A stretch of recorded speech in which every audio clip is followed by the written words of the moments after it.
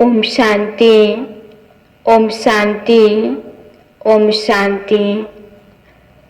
आज बाबाको 2/11/2020 को साकार मुरली छ। मुरलीको सारमा छ, मीठे बच्चे यह पुरुषोत्तम संगम युग है।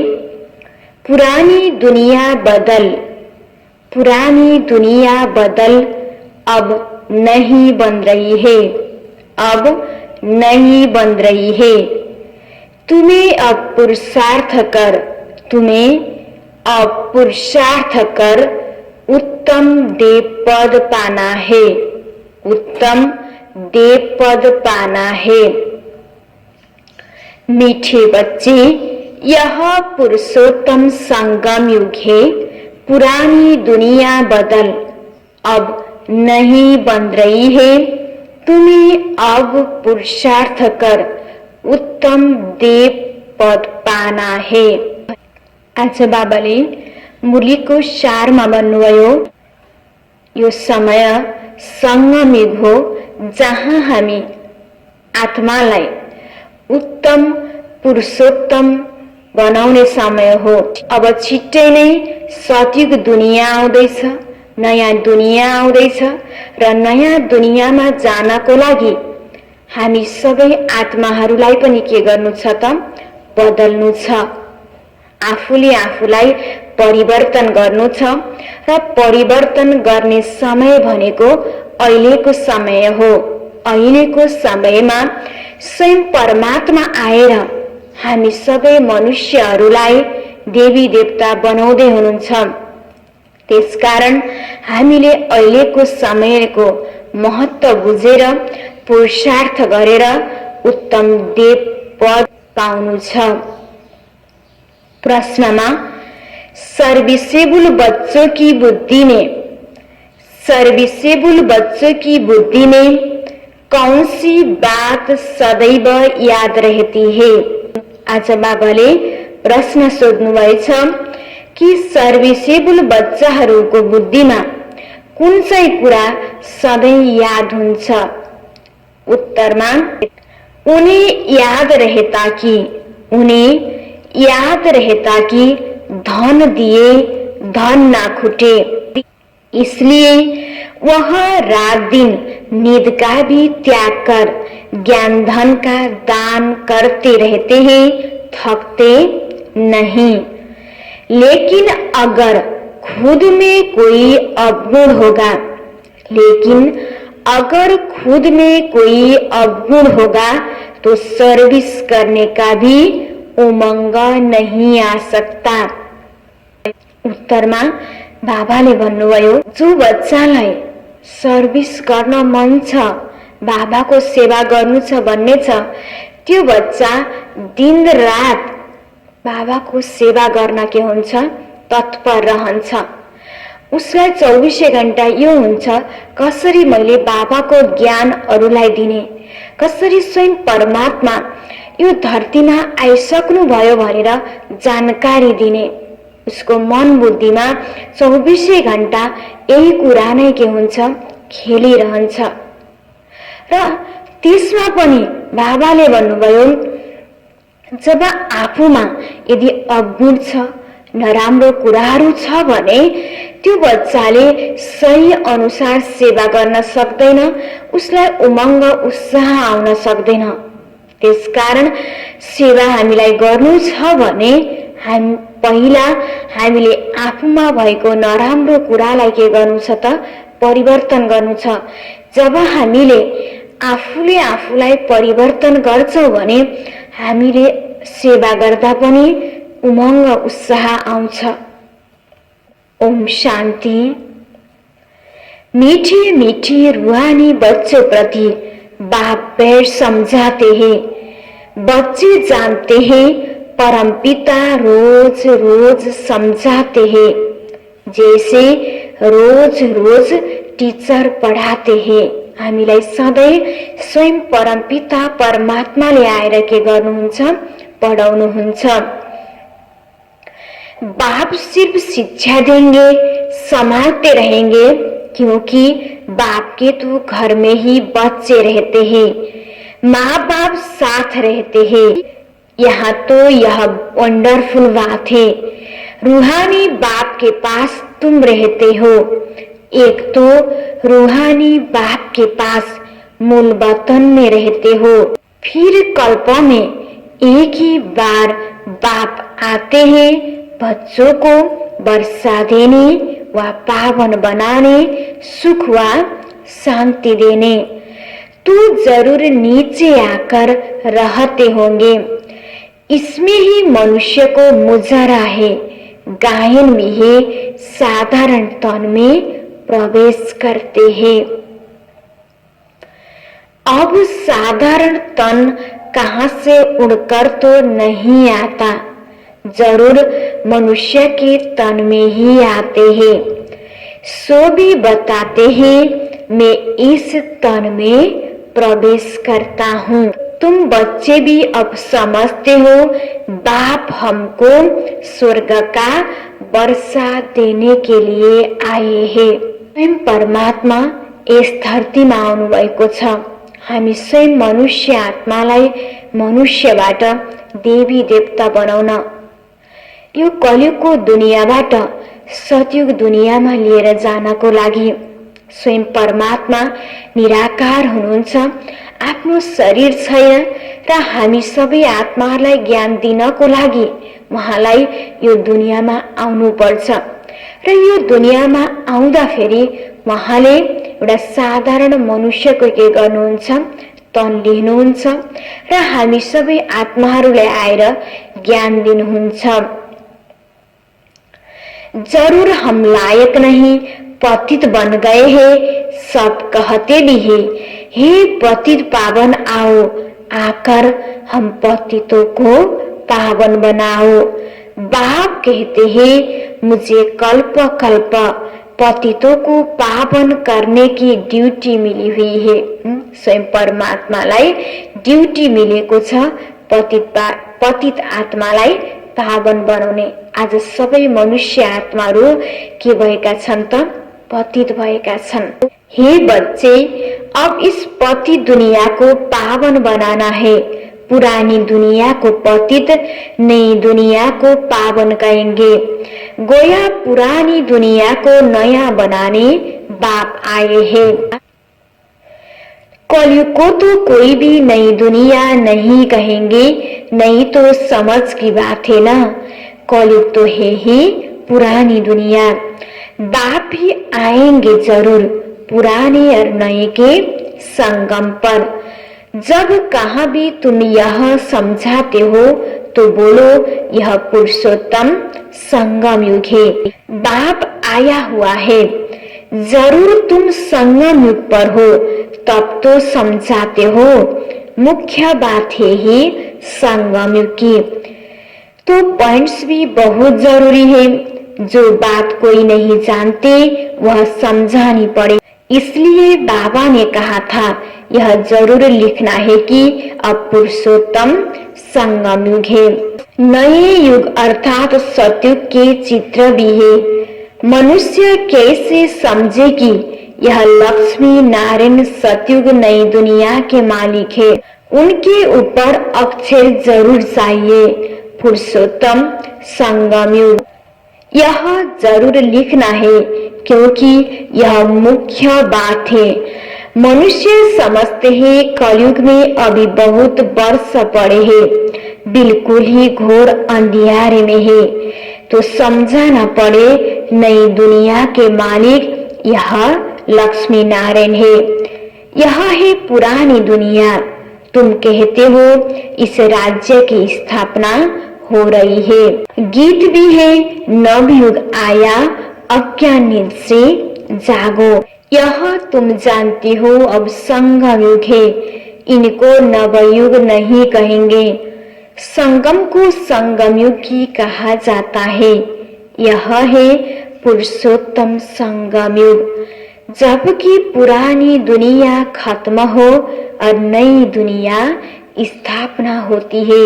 मनुष्य से देवता बन रहे हैं, राजयोग सीख रहे हैं। देवताओं में भी उत्तम पद है इन लक्ष्मी नारायण का।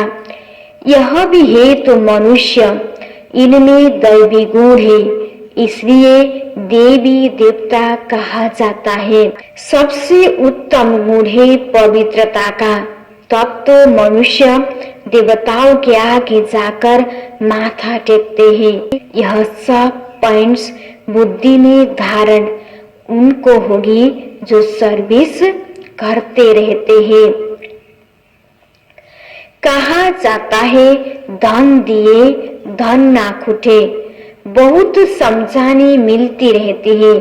नॉलेज तो बहुत सहज है, परंतु कोई में धारणा अच्छी होती, कोई में नहीं होती। जिनमें अवगुण है वह तो सेंटर संभाल भी नहीं सकते हैं, तो बाप बच्चों को समझाते हैं प्रदर्शनी में भी सीधे सीधे अक्षर देने चाहिए। पुरुषोत्तम संगम तो मुख्य समझाना चाहिए। इस संगम पर आदि सनातन देवी देवता धर्म की स्थापना हो रही है। जब यह धर्म था तो और कोई धर्म नहीं था। यह जो महाभारत लड़ाई है उनको भी ड्रामा में, उनकी भी ड्रामा में नूद है। यह भी अभी निकले हैं, आगे थोड़े ही थे। 100 वर्षों के अंदर सब खलास हो जाते हैं। संगमी को कम से कम 100 वर्ष तो चाहिए ना। सारी नई दुनिया बननी है। न्यू दिल्ली बनाने में कितने वर्ष लगा? तुम समझते हो भारत में ही नई दुनिया होती है, फिर पुरानी खलास हो जाएगी। कुछ तो रहती है ना, प्रलय तो होती नहीं। यह सब बात बुद्धि में है। अभी है संगम युग। नई दुनिया में जरूर यह देवी देवता थे, फिर यही होंगे। यह है राज्यों की पढ़ाई। अगर कोई डिटेल में नहीं समझा सकते हो तो सिर्फ एक बात बोलो, परमपिता परमात्मा जो सबका बाप है, परमपिता परमात्मा जो सबका बाप है, उनका तो सब याद करते हैं। वह सब बच्चों को कहते हैं तुम पतित बन पड़े हो, पुकारते भी हो हे पतित पावन आओ। बरोबर कलयुग में है पतित, सतयुग में है पावन होते हैं। अब परमपिता परमात्मा कहते हैं देह सहित यह सब पतित संबंध छोड़ मामी कम याद करो तो पावन बन जाएंगे। यह गीता के ही अक्षर है। हे भी गीता का युग। गीता संगम युग पर ही गाई हुई थी, जबकि विनाश हुआ था। बाप ने राजयोग सिखाया था, राजाई स्थापना हुई थी, फिर जरूर होगी। यह सब रूहानी बाप समझाते हैं ना। चलो इस तन में आए और कोई में भी आए, समझानी तो बाप की ही है ना। हम इनका तो नाम लेते ही नहीं, हम तो सिर्फ बतलाते हैं। बाप कहते हैं मुझे याद करो तो तुम पावन बन और मेरे पास चले आएंगे। कितना सहज है, सिर्फ मुझे याद करो और 84 के चक्र का ज्ञान बुद्धि में हो। जो धारणा करेगा वह चक्रवर्ती राजा बनेगा। यह मैसेज तो सब धर्म वालों के लिए है। घर तो सबको जाना है, हम भी घर का ही रास्ता बताते हैं। पादरी आदि कोई भी हो, तुम उनको बाप का संदेश दे सकते हो। तुमको खुशी का बहुत पारा चढ़ना चाहिए। परमपिता परमात्मा कहते हैं मामे कम याद करो तो तुम्हारे विकर्म विनाश होंगे। सबको यही याद कराओ। बाप का पैगम सुनाना है नंबर 1 सर्विस है। गीता का युग भी अब है। बाप आए हैं, इसलिए वही चित्र शुरू में रखना चाहिए। जो समझते हैं हम बाप का पैगाम दे सकते हैं तो तैयार रहना चाहिए। दिल में आना चाहिए हम भी अंधों की लाठी बने। यह पैगाम तो कोई को भी दे सकते हो। बीके का नाम सुनकर भी डरते हैं। बोलो हम सिर्फ बाप का पैगाम देते हैं। परमपिता परमात्मा कहते हैं मुझे याद करो बस। हम किसी की ग्लानि नहीं करते। बाप कहते हैं मामे कम याद करो। मैं ऊंचे तो ऊंच पतित पावन हूँ। मुझे याद करने से तुम्हारे विकर्म विनाश होंगे। यह नोट करो। आज बाबाले बार बार यही भन्नुभएको छ कि मलाई याद गर। जति मलाई याद गर्छौ तिम्रो विकर्म के हुन्छ त विनाश हुन्छ र त्यो कुरालाई पक्का के गर नोट गर। यह बहुत काम की चीज है। हाथ पर व बाहों पर अक्षर लिखाते हैं ना, यह भी लिख दो। इतना सिर्फ बताया तो भी रहमदिल कल्याणकारी बनो। अपने से प्रण करना चाहिए। सर्विस जरूर करनी है, फिर आदत पड़ जाएगी। यहाँ भी तुम समझा सकते हो, चित्र दे सकते हो। यह है पैगाम देने की चीज। लाखों बन जाएंगे। घर घर में जाकर पैगाम देना है। पैसा कोई दे न दे, बोलो बाप तो है ही गरीब निवाज। हमारा फर्ज है घर घर में पैगाम देना। यह बाप दादा, इनसे यह वर्षा मिलता है। हाम्रो कर्तव्य बनेको स्वयं परमपिता परमात्मा यस धरतीमा आउनु भएको छ। यो धरतीमा आएर यत्रो कर्तव्य गर्दै हुनुहुन्छ। आज भगवान यस धरतीमा आइसक्नु भयो भन्ने कुरा कति मनुष्य आत्माहरूलाई थाहा छैन। त्यसकारण हामीलाई अब के गर्नु छ त? सबै मनुष्य आत्माहरूलाई परमात्मा आएर जुन यो कर्तव्य गर्दै हुनुहुन्छ यसको बारेमा जानकारी दिनु छ, ज्ञान दिनु छ। यह बाप दादा, इनसे यह वर्षा मिलता है। 84 जन्म यह लेंगे, इनका तो यह अंतिम जन्म है। हम ब्राह्मण है सो फिर देवता बनेंगे। हामी के हौं त? ब्राह्मण हौं। अब हामी के बन्दैछौं? देवी देवता बन्दैछौं। ब्रह्मा भी ब्राह्मण है। प्रजापिता ब्रह्मा अकेला तो नहीं होगा ना, जरूर ब्राह्मण वंशावली भी होगा ना। ब्रह्मा सो विष्णु देवता, ब्राह्मण है चोटी। वही देवता क्षेत्रीय वैश्य शूद्र बनते हैं। कोई जरूर निकलेंगे तो जो तुम्हारी बातों को समझेंगे। पुरुष भी सर्विस कर सकते हैं। सवेरे उठकर मनुष्य जब दुकान खोलते हैं तो कहते हैं सुबह का साई। तुम भी सवेरे सवेरे जाकर बाप का पैगाम सुनाओ। बोलो तुम्हारा धंधा बहुत अच्छा होगा। तुम साई को याद करो तो एक ही जन्म का वर्षा मिलेगा। अमृत वेले का टाइम अच्छा होता है। आजकल कारखानों में माताओं भी बैठ काम करती है। यह ब्याज भी बनाना बहुत सहज है। तुम बच्चों को तो रात दिन सर्विस में लग जाना चाहिए, नींद हराम कर देनी चाहिए। बाप का परिचय मिलने से मनुष्य धड़के बन जाते हैं। तुम किसी को भी पैगाम दे सकते हो।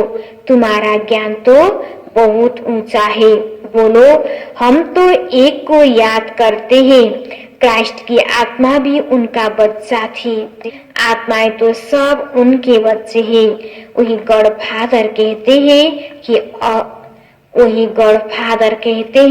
कि और कोई भी देहधारियों की मौत याद करो। बाबा बार बार भन्दै हुनुहुन्छ देहधारीलाई याद नगर। किन जब देहधारीलाई याद गर्दै आयौं द्वापर युगबाट हाम्रो अवस्था के भयो त?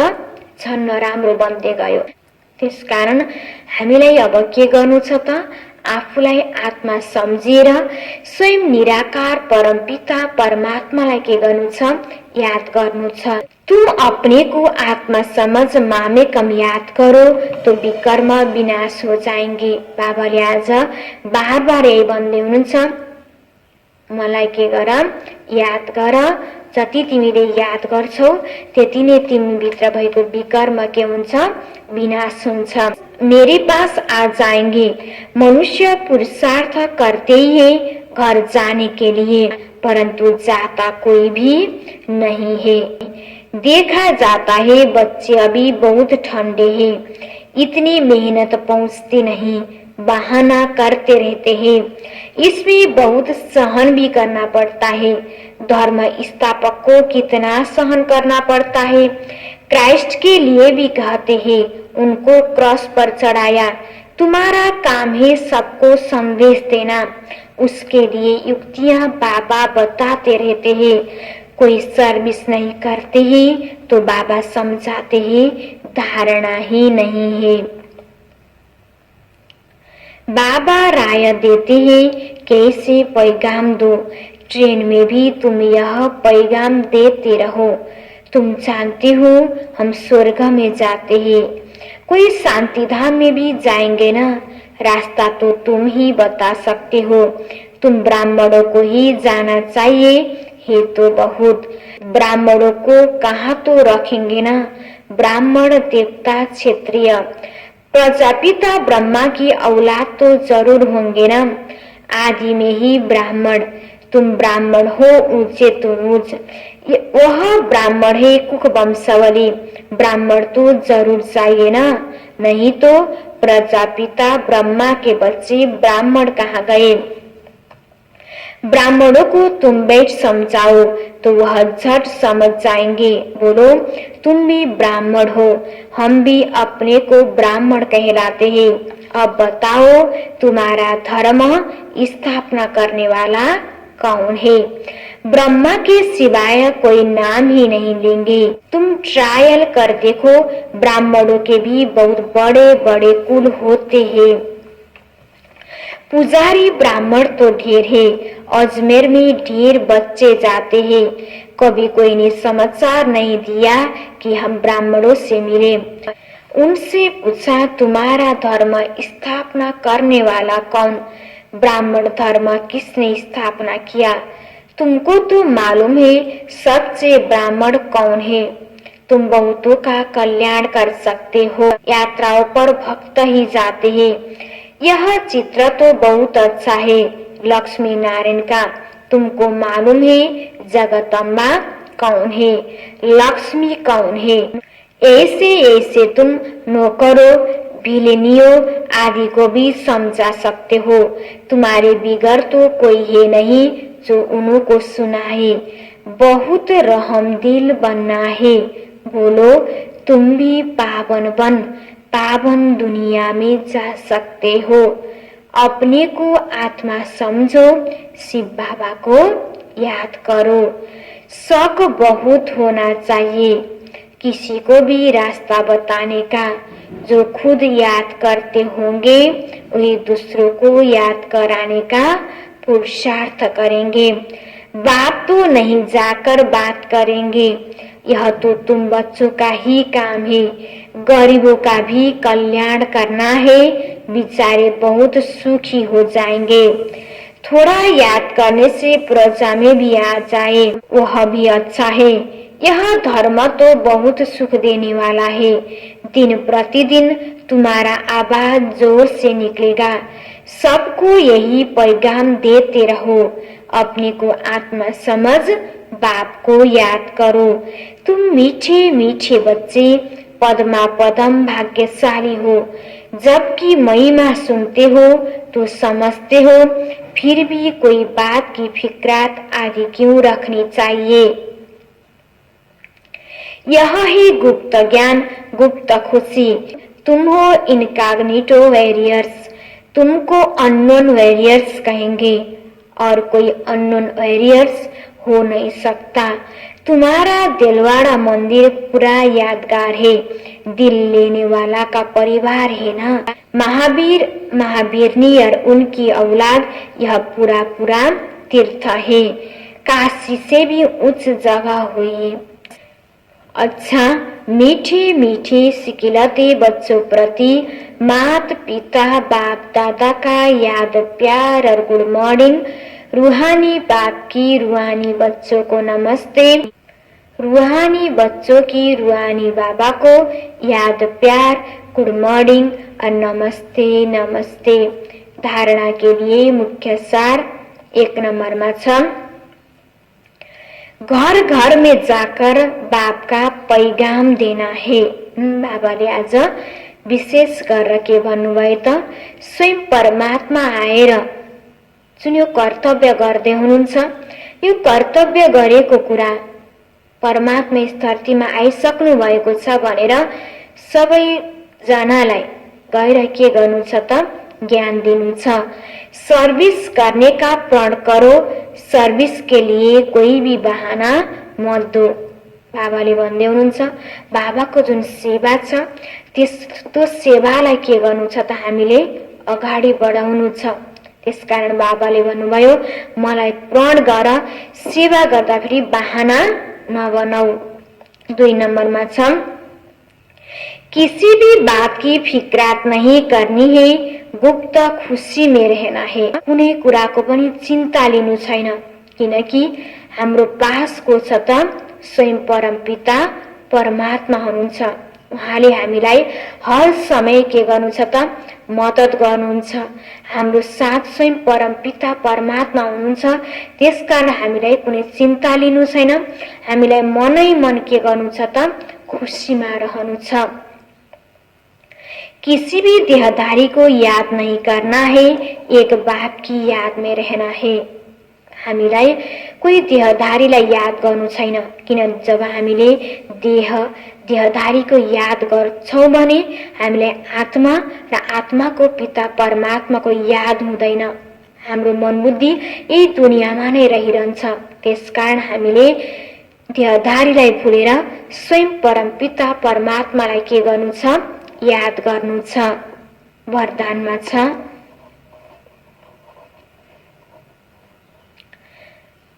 परिस्थितियों को गुडलक समझ अपने निश्चय के फाउंडेशन को, परिस्थितियों को गुडलक समझ अपने निश्चय के फाउंडेशन को मजबूत बनाने वाले अचल अडुल भव।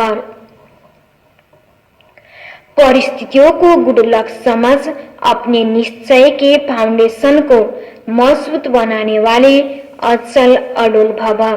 विस्तार में छ, कोई भी परिस्थिति आए तो आप हाई जंप दे दो, कोई भी परिस्थिति आए तो आप हाई जंप दे दो, क्योंकि परिस्थिति आना भी गुड लक है, क्योंकि परिस्थिति आना भी गुड लक है। यह निश्चय के फाउंडेशन को मजबूत करने का साधन है। आप जब एक बारी अंगद के समान मजबूत हो जाएंगे, आप जब एक बार अंगद के समान मजबूत हो जाएंगे तो यह पेपर भी नमस्कार करेंगे, तो यह पेपर भी नमस्कार करेंगे। पहले विकराल रूप में आएंगे और फिर दासी बन जाएंगे, और फिर दासी बन जाएंगे। चैलेंज करो, हम महावीर हैं। जैसे पानी के ऊपर लकीर ठहर नहीं सकती, ऐसे मुझ मास्टर सागर के ऊपर कोई परिस्थिति पार नहीं कर सकती। सो स्थिति में रहने से अचल अडोल बन जाएंगे, सो स्थिति में रहने से अचल अडोल बन जाएंगे।